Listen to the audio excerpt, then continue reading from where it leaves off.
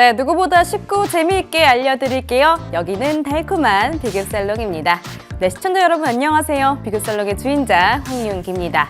자, 한 주의 중반 수요일이고요. 수요일의 비급살롱에서는 사업자분들을 위한 내용들로 알차게 채워나가고 있습니다. 다양한 지원 사업부터 어떻게 지원하는 신청 방법까지 알려드리고 있으니까요. 오늘도 끝까지 귀를 쫑긋 기울여 주시고요. 참고로 저희가 방송 통해서 말씀드리는 내용은 투자 판단에 대한 조언이지 이 보험의 가치나 수익률을 보장하지는 않는다는 점 알아두시기 바라겠습니다. 자, 그럼 오늘도 이 비급살롱에 찾아와 주신 세 분의 전문가님 있으십니다. 화면으로 함께 만나보도록 할게요.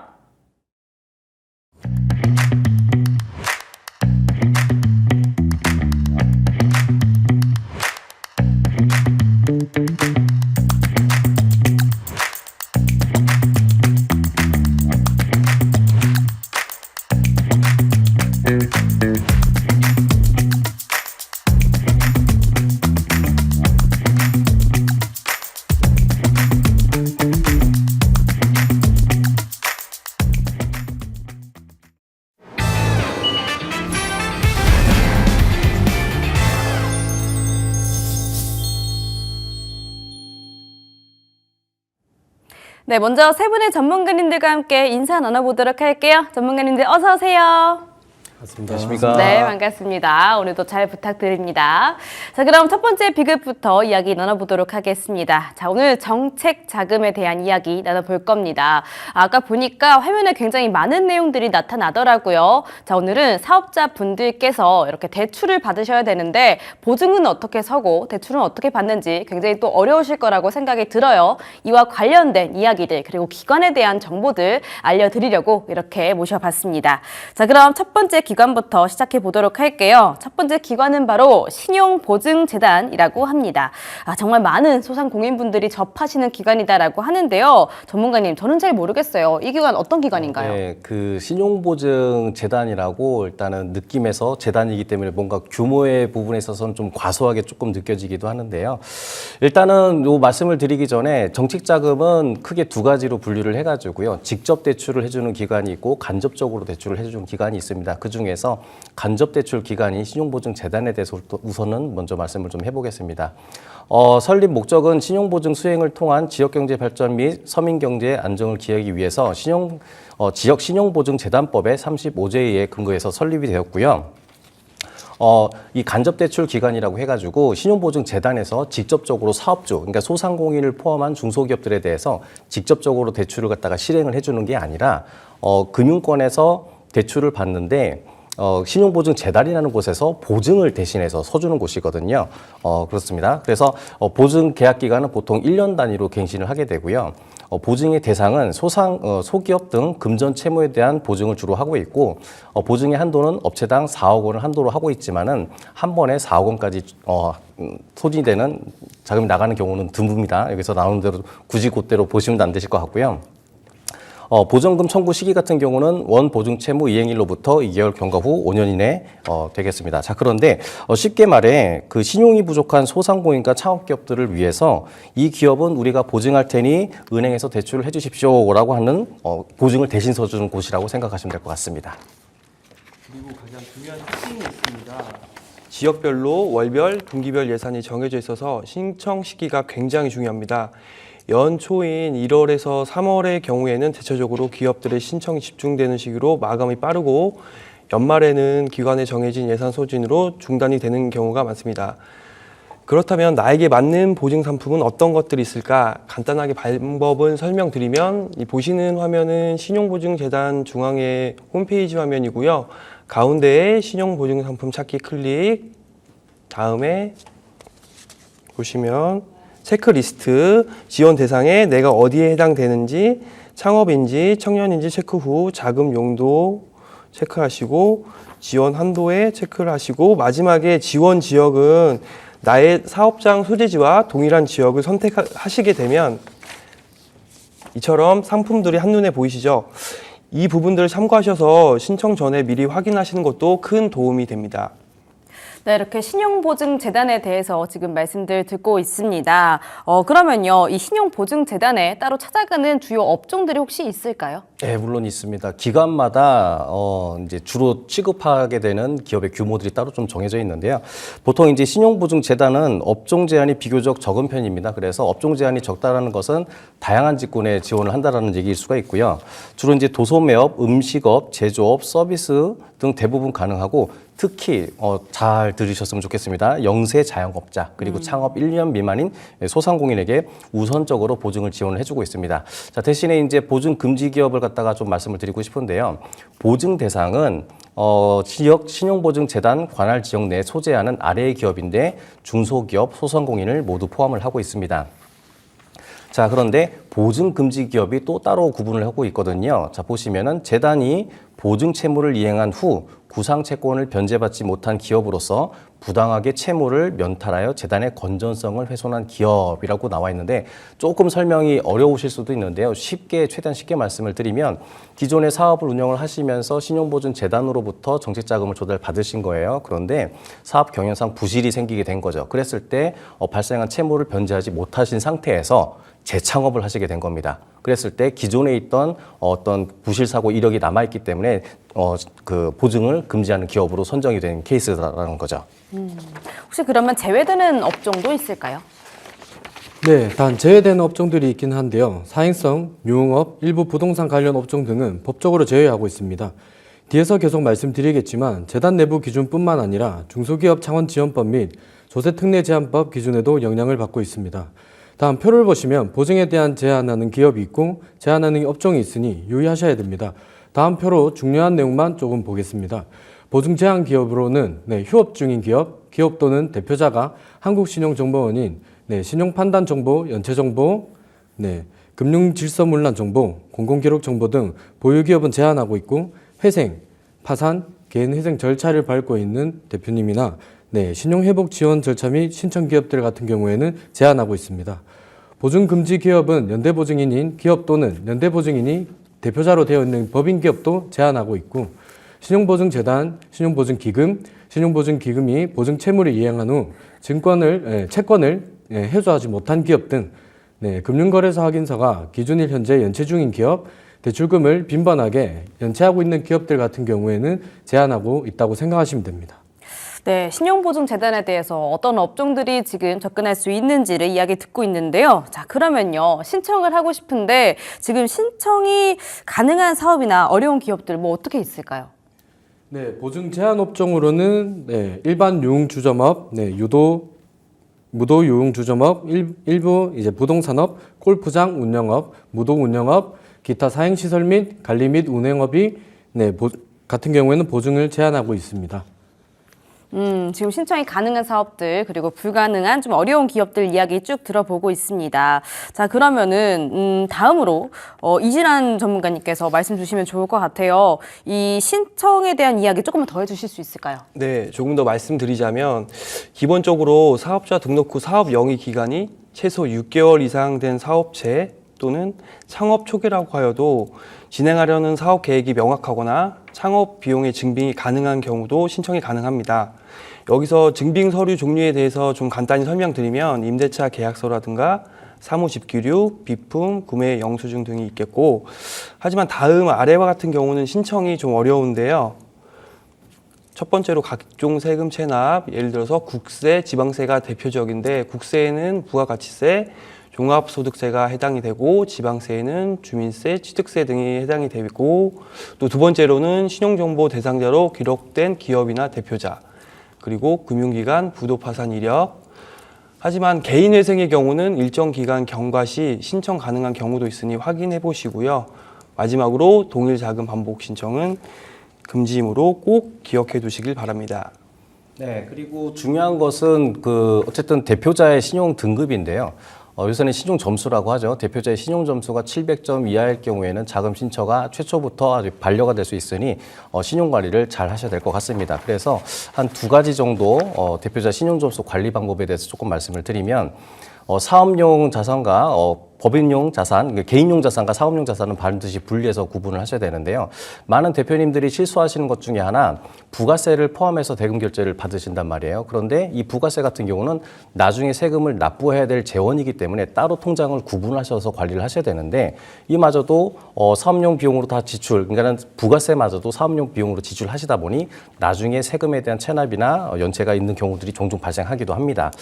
그리고 요새 같은 경우는 신용점수 조회라든지 그리고 금융기관 어플 앱을 통해서 우리 대표님의 신용점수를 갖다가 항상 조회를 할 수가 있는 거거든요. 그렇기 때문에 수시로 최소한 한 2달에 한 번 정도는 어떤 신용점수를 한번 체크를 하시는 것도 괜찮겠습니다. 네, 역시나 이 신용 점수를 대표자분들께서 꼼꼼하게 항상 좀 점검을 해 주셔야겠네요. 자, 그러면 신청하고 싶으신 지금 사업자분들이 계실 것 같아요. 신용보증재단, 이 신청 절차 어떻게 되나요? 네, 신청 절차는 간단히 화면을 보면서 말씀드리겠습니다. 네, 첫 번째 단계로는 신용보증재단 홈페이지에 접속하셔가지고 접속하셔서 이제 신청하시면 되고, 또는 지역센터에 전화하셔가지고 사전에 예약 후에 상담하고 나서 보증심사 신청을 하시면 됩니다. 네, 세 번째 단계에서 사업자 관련 제출 서류인데요. 네, 사업자 등록증, 재무제표 등 재단에서 필요로 하는 서류들을 좀 구비하셔가지고 방문하시면 되고, 실사 진행을 하고 나서 신용평가를 보고 보증서가 발급이 됩니다. 그러면은 은행에서 대출이 실행하는 순서가 되겠습니다. 보통 심사는 평균 1주에서 2주 이상 소요되고요. 보증서가 발급되었다 하더라도 무조건 대출 실행은 아닙니다. 재단에서의 보증 비율에 따라서 은행에서 재심사가 이루어지기도 하고요. 거절되는 경우도 많이 있습니다. 또한 보증 금액에 따라서 주요 심사 기준은 다음과 같습니다. 금액별로 보시면 5천만 원 이하는 소액 심사, 1억을 기준으로 1억 원 이하는 표준 심사, 1억 원 이상은 정밀 심사이고, 1억 원 이상 같은 경우에 정밀 심사는 고액건으로 업력 최소 1년 이상, 그다음에 사업의 전반적인 능력을 종합적으로 평가를 합니다. 제가 한 가지 더 팁을 드리자면 3천만 원 이하의 소액건은 간소화 심사 제도가 적용되어서 심사 기준이 좀 더 완화된다는 점도 기억해 두시면 좋을 것 같습니다. 네, 신청 절차 그리고 심사 기준에 대해서 이야기 들어봤는데요. 아마도 모든 분들이 다 바로 통과가 되기에는 좀 어려울 것 같아요. 주의해야 할 사항들이 있을까요? 예, 물론 있습니다. 사전에 어떤 부분을 주의를 해야 될지 사전에 체크를 하시게 되면은 잘 신청하실 수가 있겠는데요.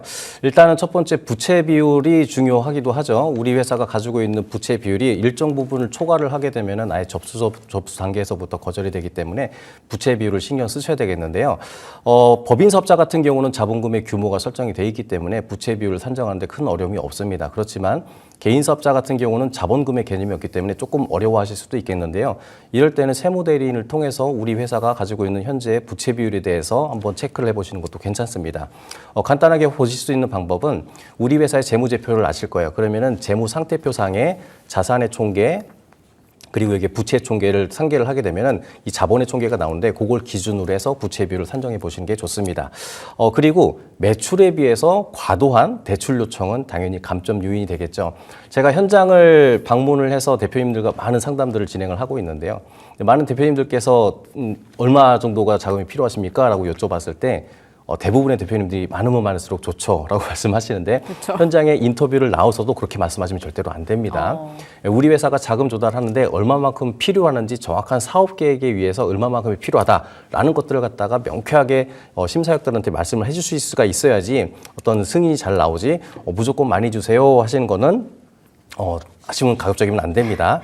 자, 그리고 요 케이스가 사실은 굉장히 많고 컨설팅하는 경우도 많은데, 사업자 등록증상의 업종업태와 그리고 우리 회사가 실제로 하는 업종업태가 상이하기 때문에 반려가 되는 케이스가 있기도 하거든요. 실제 사례를 좀 말씀을 드리면, 제가 컨설팅하는 기업이고 좀 좋은 결과가 지금 나오고 있는 과정 중인데요. 자, 이 기업 같은 경우에는 수산물을 유통 제조하는 기업입니다. 자, 그런데 표준산업 분류 코드에 보게 되면은 G코드라고 해서 잘 안 보실 거예요. 화면상에서는요.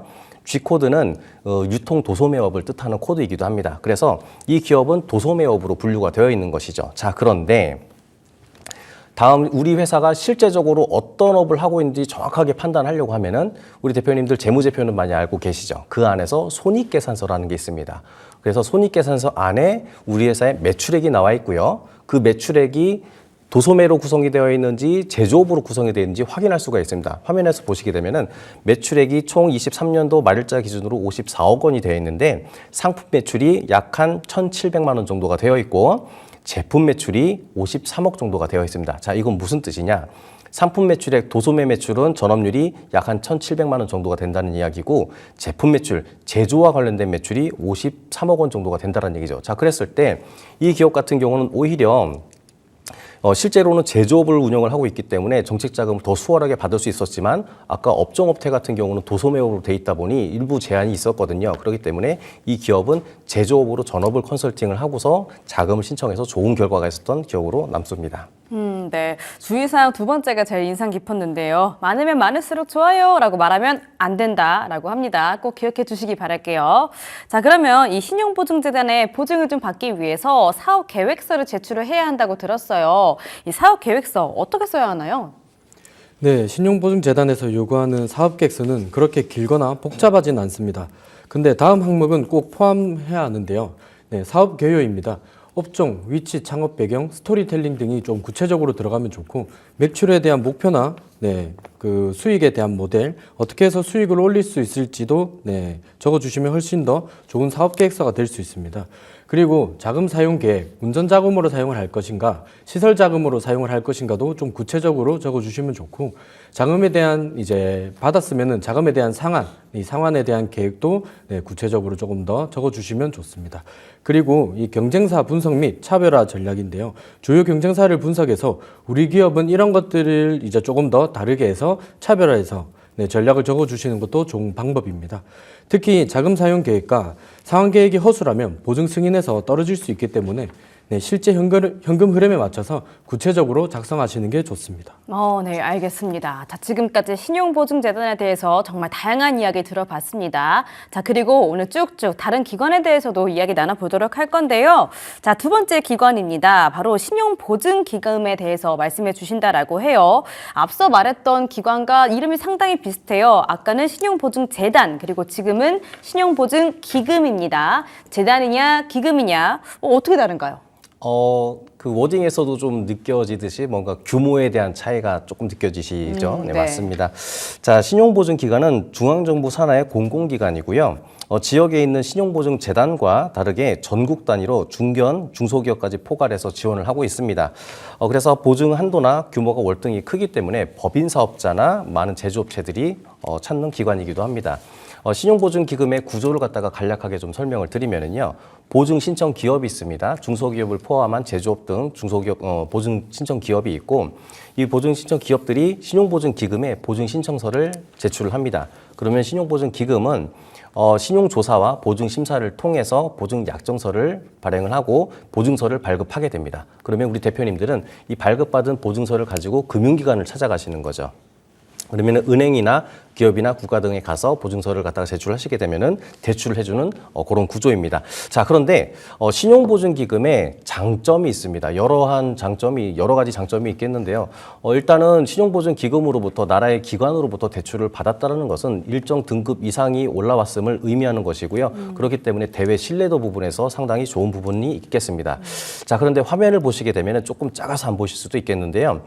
기업 경영 부담 완화라고 해서 법인 기업의 채무에 대해서 대표자의 개인의 연대 보증을 폐지 또는 면제 이렇게 나와 있습니다. 자, 이게 무슨 소리냐?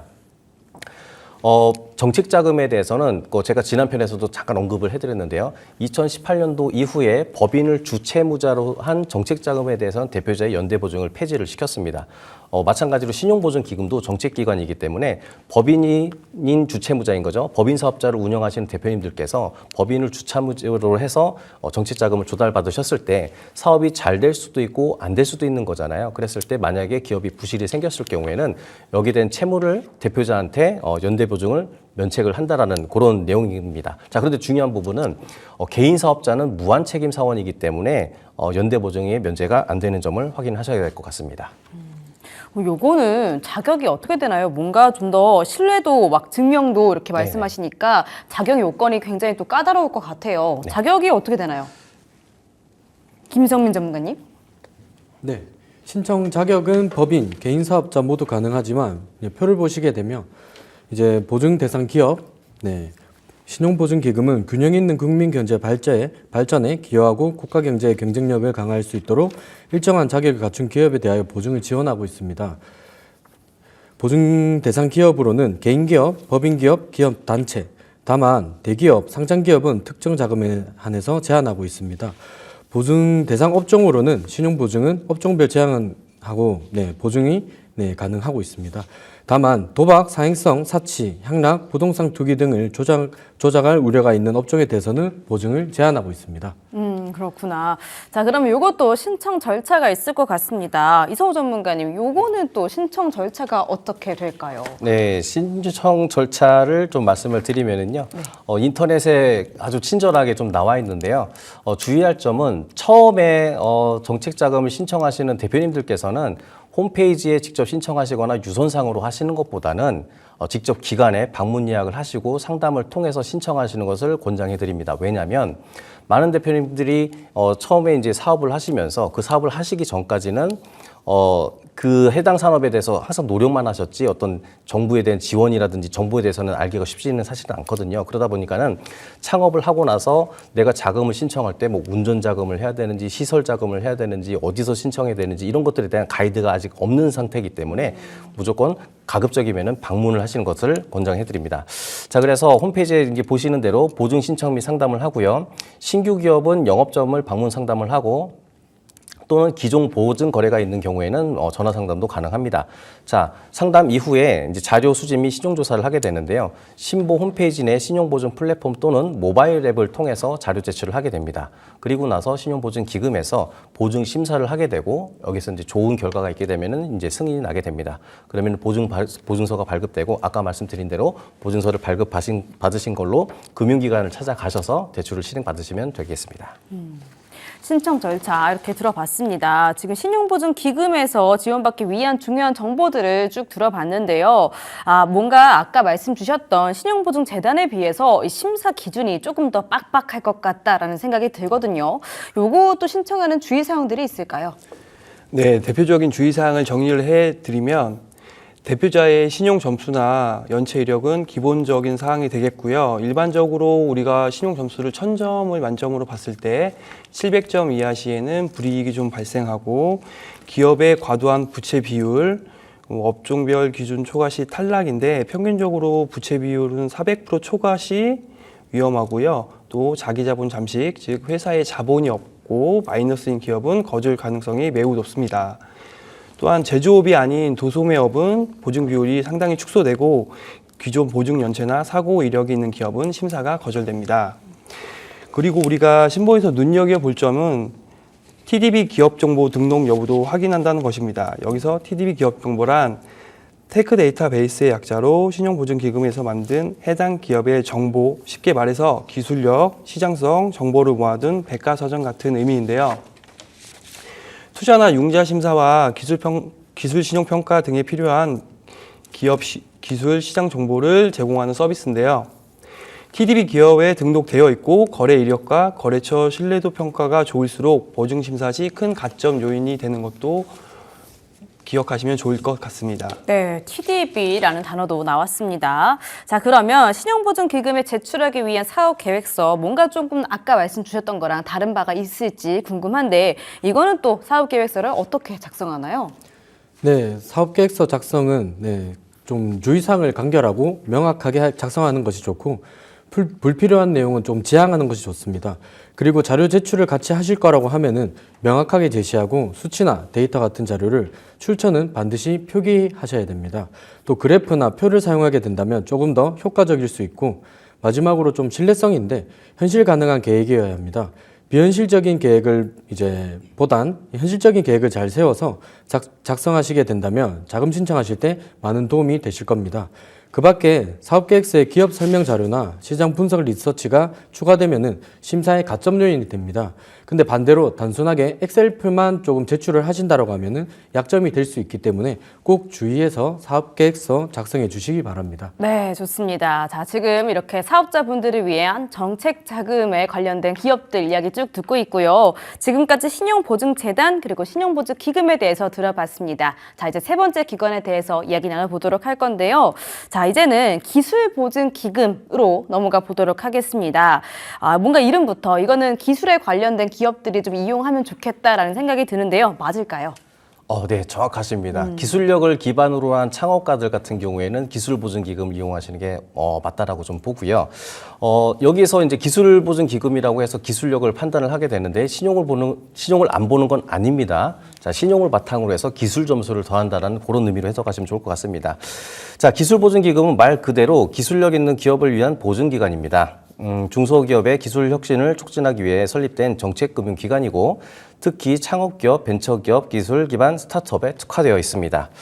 자, 그리고 기술보증기금의 이제 보증 신청 자격 홈페이지에 나와 있는 내용을 발췌해서 좀 말씀을 드리면 신청 자격 해당 기업이라고 해서 신기술 사업을 영위하는 중소기업 그리고 중소기업 이외의 기업으로서 신기술 사업을 영위하는 총 자산액이 5천억 원인 미만인 기업입니다. 여기서 말씀드리는 게 좀 의아하기도 하죠. 자산액이 5천억이면은 충분히 기업이 안정적인 거 아니야? 이렇게 좀 판단해가지고 오히려 그런 기업을 도와줘야 되는 거 아니야? 그러니까요. 이렇게 판단할 수가 있는데요. 네. 정책 자금에 대한 취지 자체가 창업 기업들 중에 자금 조달이 다소 부족한 기업들을 지원하기 위해서 만든 기관이기 때문에 대기업이라든지 중견기업 그리고 회사의 재무 구조가 우량한 기업들은 해당이 되지가 않습니다. 이건 또 굉장히 새로운 내용이네요. 우량 기업보다는 조금 더 성장성이 있는 기업들에게 지원을 해주는 게 우선순위다. 네네네. 알겠습니다. 자, 그러면 혹시 산업도 타는가 궁금한데 좀 우선적으로 또 지원하는 산업이 또 따로 있나요? 그럼요. 기본은 크게 세 가지 항목에 집중을 해서 지원을 하고 있는데요. 그 ICT 그리고 소프트웨어 그리고 AI, 핀테크 등 4차 산업 분야를 집중적으로 지원하고 있고요. 이와 더불어 바이오, 의료, 헬스케어, 그리고 탄소 중립 에너지, 그리고 소재 부품 장비, 그리고 요즘은 스마트 공장이나 디지털 전환 기업도 우선 대상이기도 합니다.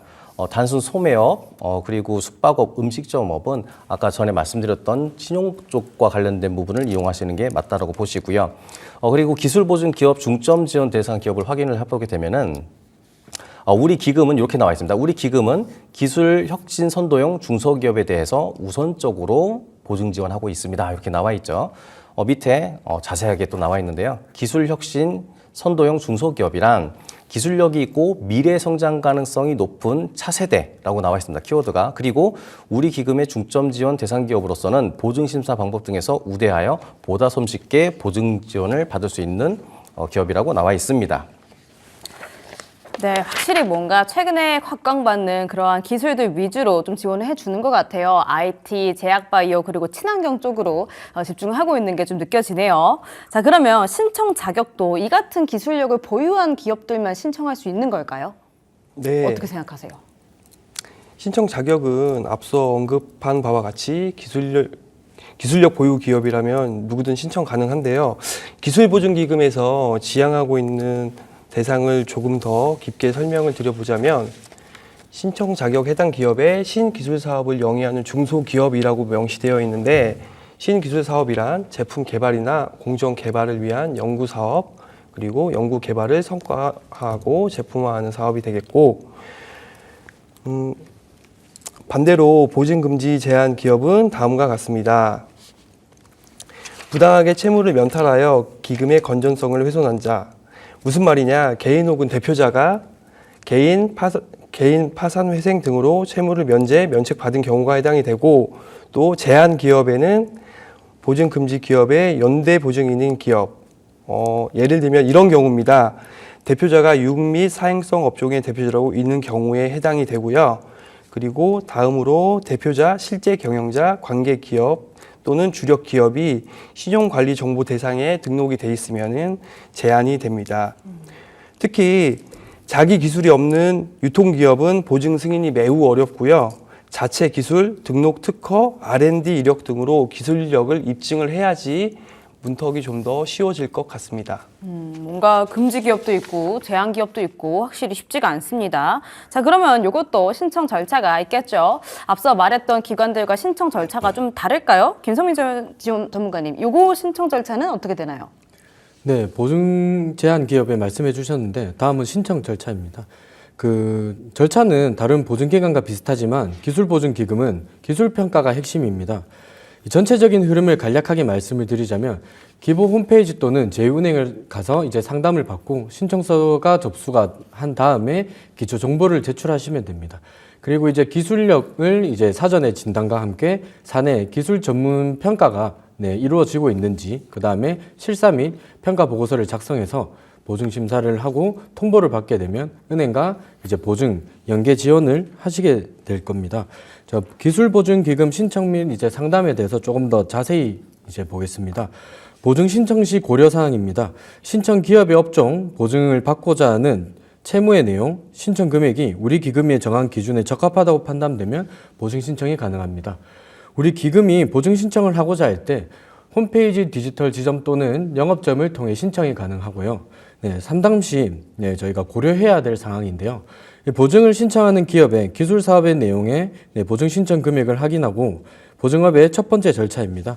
상담 과정에서는 보증 이용 절차, 보증의 활용 방법, 내게 꼭 맞는 이제 보증 및 대출 상품, 그다음에 이제 저희 기업을 이해를 돕고자 보증 지원의 적정성에 대한 기초적인 확인 점검이 꼭 필요합니다. 그리고 고객과의 상담을 통해 기술 사업 내용, 보증 금지 제한 기업 해당 여부를 확인해서 계속 진행 여부를 결정하고 준비 서류를 안내합니다. 상담 시 다음에 서류를 미리 준비하면 더욱 효과적인 상담을 진행할 수 있는데요. 상담 시 필요 서류입니다.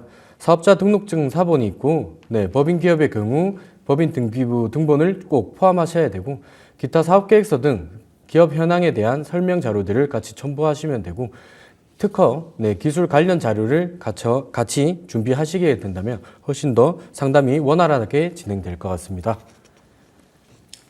네. 그리고 신청 시 주의사항을 또 말씀을 드리면은 기술보증 기금이기 때문에 마찬가지로 앞서 말씀드린 듯이 기술력이 입증이 돼야 되는 거거든요.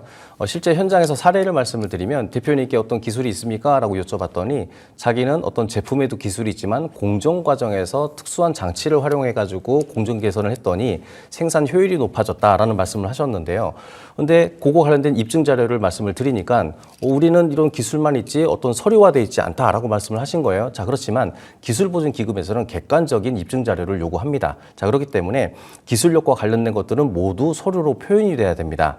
자, 기술력을 입증할 수 있는 대표적이고 간단한 것들, 그리고 큰 비용이 들지 않는 것들을 간단하게 좀 말씀을 드리면 기업부설 연구소, 연구전담부서, 그리고 특허 출원 및 등록을 포함한 지식재산권이 해당이 됩니다. 이거 저번 수업 때, 저번 주에 맞습니다. 말씀하셨던 거죠? 그러니까는 오늘 방송을 보신 분들은요, 지난 한 4편 정도를 계속 연달아서 보시게 되면은 다 이어진 내용이기 때문에 맞아요. 이해가 충분히 되실 것 같습니다. 자, 중요한 부분이 있는데 이것도 실제 사례에 있었던 이야기입니다. 어떤 제조업 대표님을 만났는데 그 대표님께서 특허가 있으면은 기술보증기금에서 우대를 하기 때문에 특허를 저렴한 가격에 매입을 하신 거예요. 자, 그런데 그 특허 같은 경우는 특허가 등록된 날로부터 3년이 경과됐기 때문에 제대로 된 평가를 받지를 못했습니다. 더 중요한 것은 그 업체가 플라스틱 제조업이었는데 구입하신 특허는 엘리베이터와 관련된 특허를 구매하셨기 때문에 우리 사업과는 주된 사업과 목적이 맞지 않기 때문에 제대로 평가를 받을 수가 없었습니다. 자, 그리고 부채 비율이 500% 이상 초과되지 않을 것이라고 좀 말씀을 드렸는데요. 자, 이 부분에 대해서 PPT 장표로는 제가 좀 준비를 해오지 못했지만 중요하기 때문에 좀 말씀을 드리면 팁인 것 같습니다. 대표님께서는 사업을 운영을 하시면서 기업의 또는 법인의 자금 유동성이 잠깐 부족하실 때가 있어요. 그럴 때 대표님께서는 본인의 자금을 법인에다가 송금을 하시고 법인에서는 그 자금을 사업 목적으로 지출하게 되거든요. 자, 그랬을 때 법인이라 할지라도 대표님께 받은 돈은 부채로 존재하게 됩니다. 그렇기 때문에 이런 경우에는 법인에 있는 돈을 다시 대표님께서 회수를 하는 것이 가장 좋습니다. 그렇지만 이렇게 바로 회수할 수 있는 기업들은 그렇게 흔하지가 않죠. 그러다 보니까는 대표님께서 법인에다가 송금한 돈을 보통 이제 가수금 또는 주임중 단기 차입금이라고 하는데 요게 해가 넘어가게 되면은 부채 비율이 합산되기 때문에 재무 구조가 상당히 좋지 않게 되죠. 이거를 개선할 수 있는 방법은 법인에다가 대표님께서 송금한 돈을 부채로 존재하지 않고 이거를 자본금으로 전환하는 방법이 있습니다. 그러면은 부채는 감소하고 자본금이 늘어나기 때문에 재무 구조가 상당히 개선되는 효과가 있습니다. 자, 그리고 자기 자본 마이너스 및 결손인 경우도 거절되니 이 부분 주의하셔야 될 것 같습니다. 이거 자본금 전환하는 방법이 어떻게 되나요? 자본금 전환하는 방법이요. 간단합니다. 대표님께서 사업을 운영을 하시면서 법인의 자금이 부족하다 보니까는 유동성 자금이 부족해진 거죠. 그랬을 때 대표님께서 송금을 하게 된 거예요. 자, 그러면은 이 돈을 사실은 가져가야 되는데 그 절차를 말씀을 드리면은 세무사 사무실에다가 얘기하셔가지고 가수금 원장이라는 걸 받으시고 그리고 법무사님을 통해서 이 자금만큼은 내가 법인에다가 넣은 돈만큼은 그 자본금으로 돌리자. 가수금 자본전환이라고 하는데 추후에 따로 한번 특집으로 다뤄보도록 하겠습니다. 그런 식으로 해서 재무구조를 개선시킬 수 있는 방법이 있습니다. 알겠습니다. 네. 세무사님께 일단 전화를 드려야겠는 네네네, 거네요. 맞습니다. 알겠습니다. 어렵네요, 오는데요. 자, 그리고 이게 좀 유리하게 작용하는 부분이 있다라고 들었어요. 이진환 전문가님, 맞을까요? 네, 또 기술보존기금은 창업 후 7년 이내의 기업은 창업 초기 기업으로 분류도 하기 때문에 해당 기업의 성장성을 위해서 심사시 좀 유리하게 작용을 하고요. 또 중견 기업이거나 업력이 10년 이상이면 창업 단계의 우대를 좀 받지 못해서 상대적으로 기술 보증의 한도가 좀 줄어드는 편입니다. 자, 그러면 김성민 전문가님, 요것도 사업 계획서를 또 따로 쓸 때 뭔가 좀 다른 부분들도 있을 것 같아요. 구성 항목이 어떻게 되나요? 네, 다음은 사업계획서의 구성 항목입니다. 기술보증기금은 사업계획서에서 가장 중요한 것은 기술력의 설명인데요. 이 기술이 왜 경쟁력이 있고 시장에서 어떤 파급 효과가 있는지를 강조해야 하는데요. 보통 포함되는 구성 항목은 화면을 보고 좀 말씀을 드리겠습니다. 기술보증기금의 사업계획서의 구성 항목입니다. 기업 및 기술 개요가 작성이 돼야 되고 특허 및 기술 개발에 대한 이력을 작성해 주시면 좋고 제품 또는 서비스에 대한 설명을 조금 더 구체적으로 작성하셔야 되고 시장 분석 및 경쟁사랑 비교를 해서 조금 더 구체적으로 적으시면 되고 사업화에 있어서 이제 전략 및 이 자금에 대한 사용 계획서를 조금 더 확실하게 적어 주셔야 예상 매출 및 수익 모델 내가 어떻게 이 자금을 받아서 매출을 일으킬 건지 이런 것들을 조금 더 구체적으로 적어주시면 좋은 사업계획서를 작성하실 수 있습니다. 네, 자, 사업계획서 구성 항목에 대해서 말씀 주셨고요. 전부 다 구체적으로 적어라 라고 말씀 주셨는데 쓰는 게 만만치가 않을 것 같습니다. 자, 지금까지 기술보증기금에 대해서 세 번째 기관까지 이야기해봤고요. 자, 이제 네 번째 기관입니다. 중소벤처진흥공단, 줄여서 중진공이라고 말씀 주셨는데 꼭 이거 줄여야 하나요? 그렇진 않죠? 현장에서는 네. 중진공이라고 표현하는 게 어떤 일반화처럼 돼 있어가지고 익숙한 표현이기도 합니다. 괜찮습니다. 그렇네요. 어쨌든 일이 말이 너무 길다 보니까 맞습니다. 저희도 네네네. 중진공으로 한번 네네네. 통일해 보도록 네. 하겠습니다. 자, 중진공, 중소벤처진흥공단 어떤 기관인가요? 설명을 최대한 짧게 한번 설명을 들어보겠습니다. 앞서 말씀드린 부분은 보증기금 이고 그리고 또 이제 직접 대출해주는 기관이 아닌 간접 대출 기관인 겁니다. 그러니까 보증을 서준다라는 얘기인 거죠. 근데 지금부터 드릴 이제 중진공 같은 경우는 직접 대출 기관의 대표적인 예시입니다. 제일 좋은 거 아닌가요? 그렇죠. 이제 설명을 좀 이제 들어볼 때 이제 장단점이 있는데요. 자, 중진공 같은 경우에는 정부나 지자체에 만기가에 있는 채권을 발행을 해서 저리의 금리로 자금을 모집을 하고, 중진공 같은 경우는 중간에 어떤 매개체를 거치지 않고 직접 사업주분들한테 대출을 실행을 하다 보니 비교적 신보나 기보에 비해서 낮은 금리로 사용할 수가 있습니다. 신보나 기보 같은 경우는 보증서를 발급하는 과정에서 보증수수료라는 것이 발생이 되고 보증서를 가지고 은행에 가게 되면은 은행 금리라는 것이 발생되기 때문에 방금 말씀드린 중진공과 같이 직접 대출을 해주는 기관보다는 다소 금리 면에서는 차이가 좀 있을 수가 있겠죠. 자, 그런데 중진공이 장점만 있겠느냐? 단점도 있을 수가 있습니다. 자, 아까 말씀드린 중진공이 자금을 모집을 해서 대출을 실행해주는 그 메커니즘을 말씀을 드릴 때 만기가 있는 채권을 발행해서라는 키워드를 제가 썼습니다. 이 마찬가지로 이 기업에 대출을 실행하게 되면은 중진공 자체도 정부나 지자체에다가 채권을 회수를 해야 되기 때문에 이 대출을 실행해준 기업에서도 그 만기 일정에 맞춰서 자금을 갖다가 회수를 해야 되는 그런 불편함이 있습니다. 자, 그래서 중소벤처진흥공단의 이제 홈페이지에 나와 있는 그 공문에 대해서 잠깐 좀 말씀을 드리면, 중소기업 정책자금 지원 개요를 말씀을 드리면 지원 대상이 있습니다. 성장 잠재력은 높지만 정보 미대칭, 그러니까 정보를 잘 접근할 수가 없다는 얘기인 거죠. 그리고 담보 위주의 간행으로, 담보 위주는 아까 말씀드린 어떤 대표자 개인 주택담보라든지 그리고 또 보증서라든지 이런 관행으로 민간금융기관에서 시중은행을 얘기하는 겁니다. 자금 조달이 어려운 우수벤처 기업, 중소벤처 기업을 이야기를 하고 있습니다. 자, 그리고 중소벤처진흥공단에서는요, 크게 두 가지 형식으로 정책자금을 운영을 하고 있는데요. 첫 번째는 융자 방식입니다. 말 그대로 직접 또는 대리 대출을 통해서 이제 상환하는 이제 대출의 형식인 자금을 이제 해주는 게 있고, 두 번째는 2차 보전이라고 있어요. 조금 생소하실 수도 있는데요. 우리 지금 최근에 이제 금리가 많이 높아지게 되면서 이자에 대한 비용도 상당히 좀 부담으로 다가오고 있는데요. 특히 이제 시설대, 토지 건물을 매입하신 그리고 뭐 10억대 이상 이렇게 대출을 받으신 기업 같은 경우에는 이자에 대한 부담이 상당히 높은 걸로 좀 파악되고 있습니다. 그랬을 때 중소벤처진흥공단에서는 대출도 실행해 주기는 하지만 방금 말씀드린 이자에 대한 비용 부담을 줄이기 위해서 이자를 대신해서 납부를 해주는 그런 제도도 운영을 하고 있습니다. 중소벤처진흥공단에서 자금 용도를 보게 되면 크게 시설 자금과 그리고 운전 자금 이렇게 크게 두 가지로 나눠볼 수가 있습니다. 시설 자금은 말 그대로 눈에 보이는 것들이거든요. 대표적으로 설비 구입하는 거, 그리고 뭐 차량 운반고 이런 것들이 해당이 되겠고요. 그리고 우리 많은 대표님들이 이제 로망이신 거죠. 사업장 건축하는 것들, 자가 사업장 확보를 위한 토지 구입, 그리고 건축 자금 이런 것들도 대출을 해주고 있고, 그리고 이미 설립된 사업장에 대해서 매입하는 자금도 해당이 됩니다. 그리고 운전 자금은 원자재 구입, 마케팅비, 인건비 등 그리고 사업을 운영하면서 필요한 부대 비용 등을 지출하기 위한 자금인데요. 이렇게 크게 중진공에서는 두 가지 자금을 지원을 하고 있습니다. 와, 내용이 참 많네요. 자, 중진공에 대한 이야기 계속해서 하고 있습니다. 공 이름 아니고요. 중소벤처진흥공단입니다. 자, 앞서서 기술보증기금은 IT나 제약, 에너지 위주로 좀 이제 지원을 해줬잖아요. 이 중소벤처진흥공단도 좀 중점적으로 지원하는 업종이 있나요? 네, 중진공은 제조업과 기술 기반으로 업종을 중심으로 하면서도 서비스업, 도소매업, 컨텐츠 기업 등까지도 이제 조금 폭넓게 커버하고 있습니다. 특히 최근에는 청년 창업, 스마트 팩토리, 수출 기업에 대한 지원이 강해졌고, 업종보다 중요한 건 기업의 성장 가능성인데요. 매출이나 규모뿐만 아니라 다양한 요소들을 종합적으로 보고 있는데, 중진공이 성장 가능성을 판단하는 기준에 대해서 좀 말씀을 드리려고 합니다.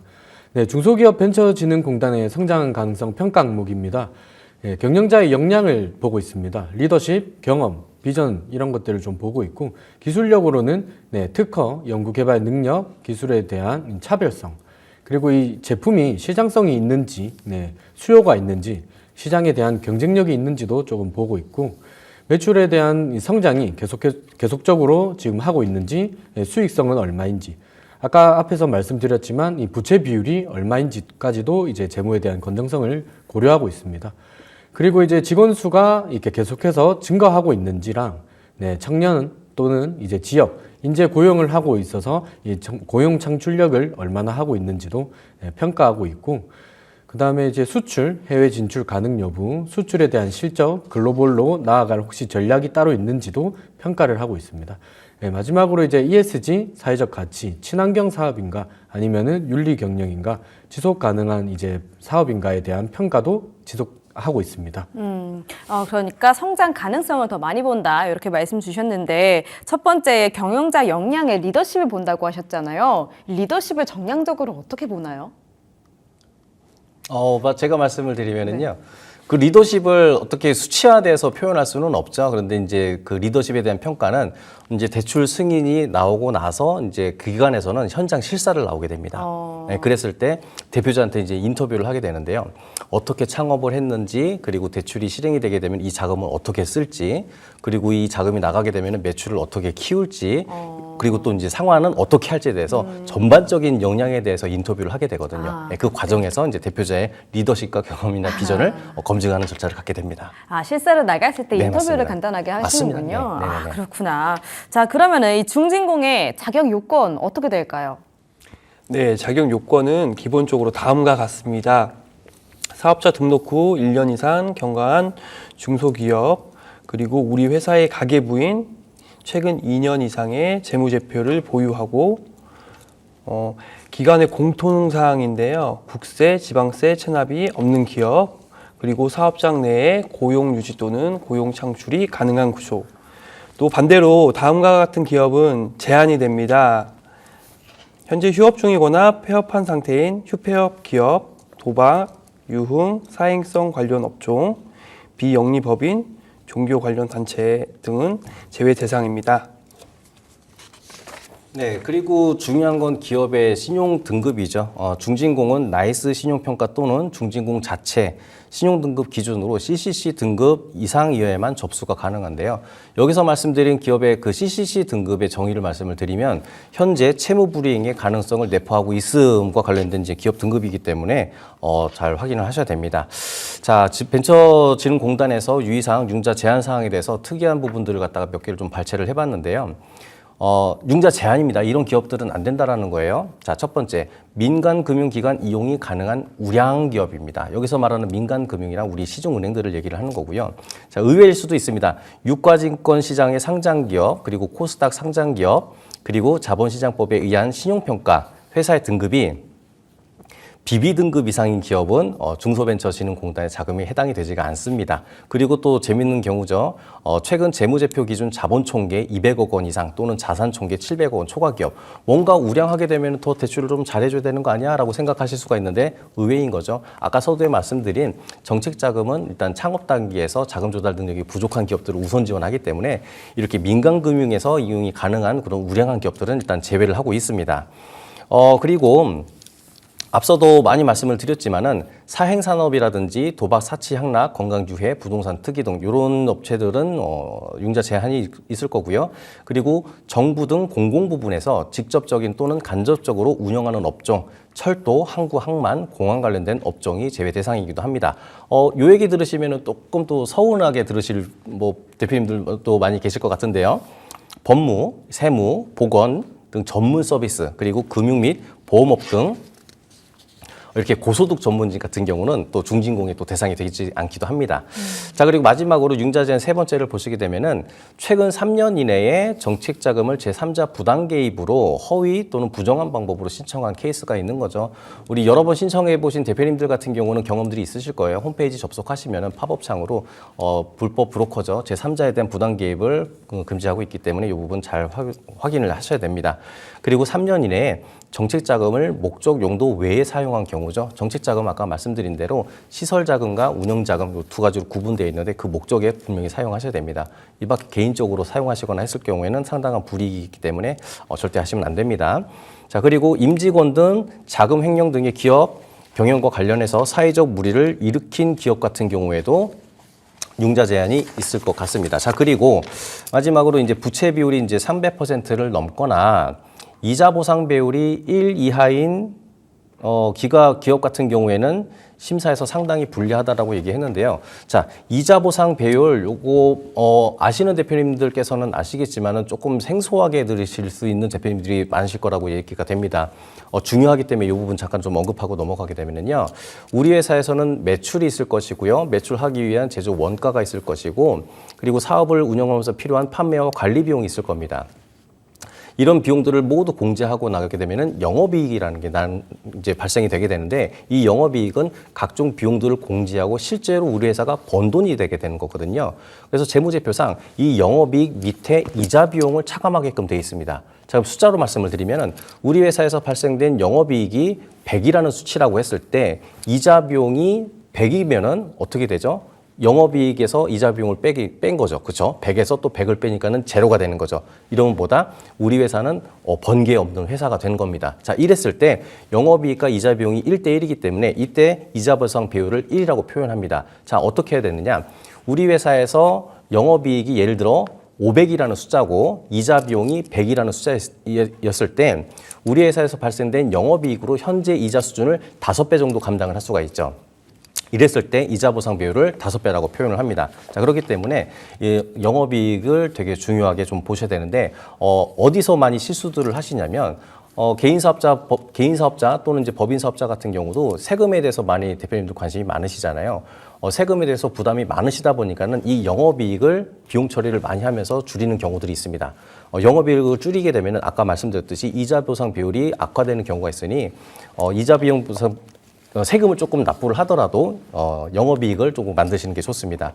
그리고 중진공은 특히 재무 건전성, 고용 창출 능력, 그리고 지역 연계성 등을 종합적으로 검토를 하기 때문에 서류 하나 모든 것들을 꼼꼼히 준비하셔서 접수를 하셔야지만 통과 가능성이 높아집니다. 네, 지금까지 중소벤처진흥공단에 대해서 들어봤습니다. 저희 시간이 없어서 조금 더 빠르게 넘어가 보도록 할게요. 소진공 이야기도 살짝 해고하고 넘어가 보도록 하겠습니다. 소상공인진흥공단이라고 하던데요. 요거 한 두세 문장으로 혹시 간략하게 설명해 주실 수 있을까요? 소상공인진흥공단. 아까 전에 말씀드린 이제 중소벤처진흥공단에서 뭔가 좀 축소된 느낌인 거죠. 자, 그렇기 때문에 중진공 같은 경우는 뭔가 규모가 있고 또는 이제 그 제조업이라든지 법인 이런 곳에서 이제 많이들 대표님들께서 활용을 하고 계시고, 소진공 같은 경우에는 반면 상대적으로 기업의 규모가 과소하거나 이제 창업된 지 얼마 안 된 주로 이제 소상공인들이 이제 많이 활용하는 그런 기관이라고 보시면 될 것 같습니다. 아, 네. 짧게 설명해 주셔서 너무 확실히 좋네요. 자, 그러면은 지원 사업이 어떤 것들이 있는지만 듣고 넘어가 보도록 할게요. 어떤 지원 사업을 하고 있나요? 네, 소상공인진흥공단 정책 맞춤 서비스를 하고 있는데요. 홈페이지 들어가서 이제 보시게 되면은 아까 이진환 전문가님께서도 예시를 들었는지 말씀드렸는데 이 소상공인진흥공단에서도 비슷한 게 있습니다. 자, 정책자금 키워드를 선택할 수가 있어요. 우리 기업이 창업 초기다, 뭐 제조업이다, 뭐 이런 것들, 그리고 사업자가 이제 소상공인이다, 제조업이다, 그리고 대출 용도는 운전자금이다, 뭐다, 이런 식으로 선택할 수 있는 선택지가 있거든요. 여기에서 원하시는 것들을 클릭을 하게 됩니다. 그러면은 다음 표와 같이 이렇게 이제 체크가 되거든요. 자, 이런 식으로 이제 하게 됩니다. 우리 기업은 창업 초기 제조업, 소상공인, 그리고 운전자금이 필요하고 금리는 고정했으면 좋겠습니다. 라고 하고서 검색을 하게 되면은 이런 식으로 소상공인진흥공단 정책 맞춤 서비스가 뜨기 때문에 여기에서 내게 맞는 사업을 신청하셔가지고 자금 조달을 받으시면 되겠습니다. 알겠습니다. 자, 이렇게 오늘은 5개의 정책자금 관련된 기관들에 대해서 이야기 들어봤습니다. 아, 제가 사업을 하지 않아서 몰랐던 기관들인데 자세하게 알 수 있어서 너무 좋았죠. 자, 저희가 방송 통해서 말씀드리는 내용은 투자 판단에 대한 조언이라는 점 알아주시고요. 지금 배웠던 내용 화면으로 정리해 보겠습니다.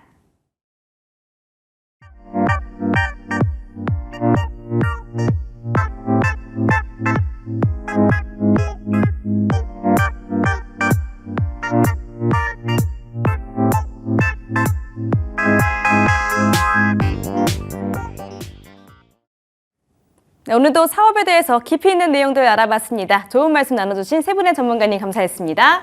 네, 고맙습니다. 네, 고맙습니다. 자, 이제 마칠 시간이 다 됐고요. 저희가 방송 통해서 말씀드리는 내용은 투자 판단에 대한 조언이지 일반 안에 모두 다 적용할 수 없다라는 점 알아주시기 바라겠습니다. 자, 그럼 저희는 내일 저녁 6시에 다시 한번 찾아오도록 할게요. 시청해주신 여러분들 고맙습니다.